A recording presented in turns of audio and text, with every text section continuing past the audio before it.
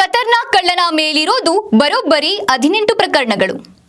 ಅಂತಾರಾಜ್ಯ ಖತರ್ನಾಕ್ ಕಳ್ಳನನ್ನ ಹಿಡಿದಿರುವ ಹನುಮಂತನ ಮೇಲೆ 18 ಪ್ರಕರಣಗಳಿವೆ ಎಂದು ಎಸ್ಪಿ ಧರ್ಮೇಂದ್ರ ಕುಮಾರ್ ಮೀನಾ ಹೇಳಿದ್ದಾರೆ.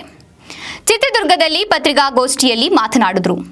ಹಿರಿಯೂರು ನಗರ ಠಾಣೆಯಲ್ಲಿ 8, ಹಿರಿಯೂರು ಗ್ರಾಮಾಂತರದಲ್ಲಿ 5, ಹೊಸದುರ್ಗ 2, ಅಬ್ಬಿನಹೊಳೆ 1, ಚಿತ್ರದುರ್ಗದ ಬಡಾವಣೆಯಲ್ಲಿ 1, ಬಳ್ಳಾರಿ ಕೌಲ್ ಬಜಾರ್ ಠಾಣೆಯಲ್ಲಿ 1 ಸೇರಿದಂತೆ ಒಟ್ಟು 15 ಮನೆಗಳ್ಳತನ ಮತ್ತು 3 ಬೈಕ್ ಕಳ್ಳತನ ಪ್ರಕರಣದಲ್ಲಿ ಭಾಗಿಯಾಗಿದ್ದ ಎಂದು ಹೇಳಿದ್ದಾರೆ.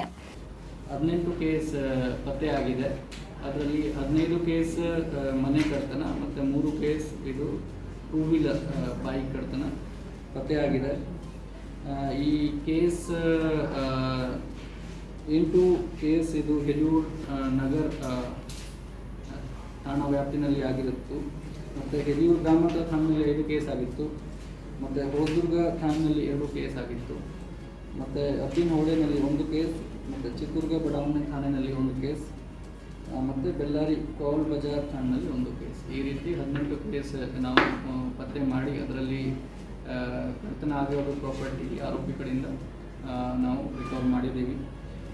ಒಟ್ಟಾರೆ 1 kg 30 ಗ್ರಾಮ್ ತೂಕದ ಬಂಗಾರದ ಆಭರಣಗಳು ನಾವು ಅವ್ರ ಕಡೆಯಿಂದ